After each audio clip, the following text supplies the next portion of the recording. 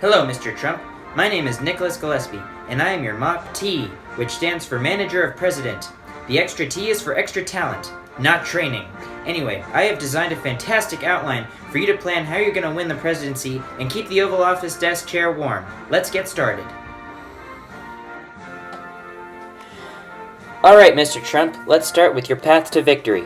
Do me a favor and hear me out, because it's kind of a doozy. Long story short, our main focus should be around Florida, Georgia, North Carolina, Virginia, Ohio, Pennsylvania, Indiana, and Wisconsin. Maybe not so short of a story. All of these states are pretty close between going Democrat and Republican, so we're going to have to go and have some Trump rallies in those states. We need to get the word out that you're a good and reasonable person to vote for. Let's start in Florida, because they're really on the fence over there, and plus, what the hell happens in Wisconsin?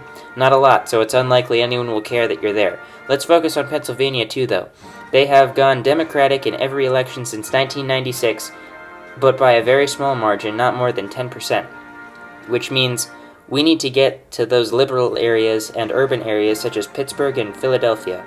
All the other states we can hit generally, but with a lot of force and attraction. Overall, it won't be too easy to get all these states, but out of all 50, other than the ones that we already have, it's all we need to get all the way to a victory.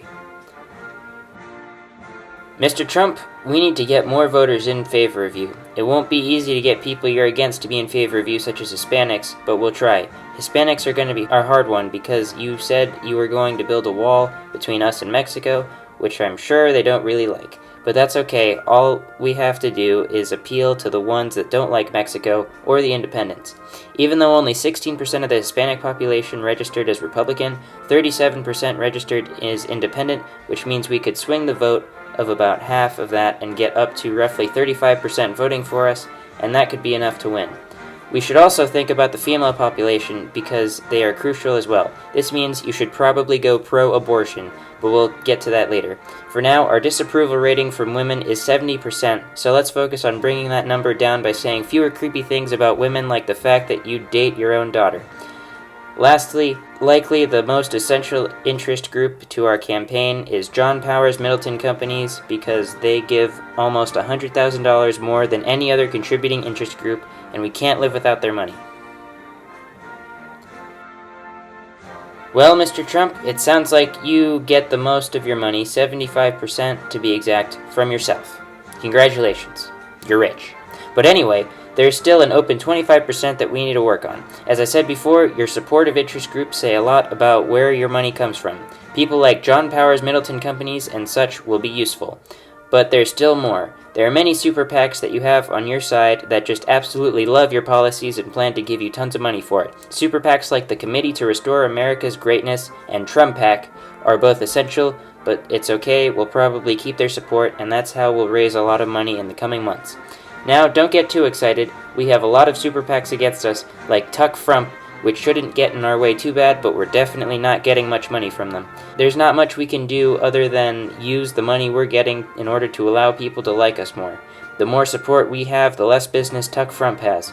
Our problem is generally not financial, as we certainly have enough money, and we're using it wisely.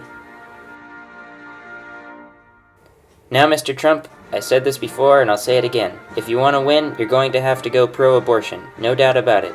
You don't have enough female support, and you'll get more by supporting abortion. That is just about the most crucial source of support in terms of demographics aside from Hispanics. Now, I know your whole big thing is to build a wall that'll make sure Mexicans stay in Mexico, so I'm not even going to get into that. It's your decision and there's nothing I can do. But really, with the abortion, make it well known that you support it. Now let's talk about healthcare. If you're going to get more supporters, you might want to rethink getting rid of Obamacare. Important demographics are using it right now. Maybe what you should do is add a program in addition to Obamacare that really appeals to the more rich and wealthier. This way, you will have the support of those who are Republican, but just don't want Obamacare to be taken away.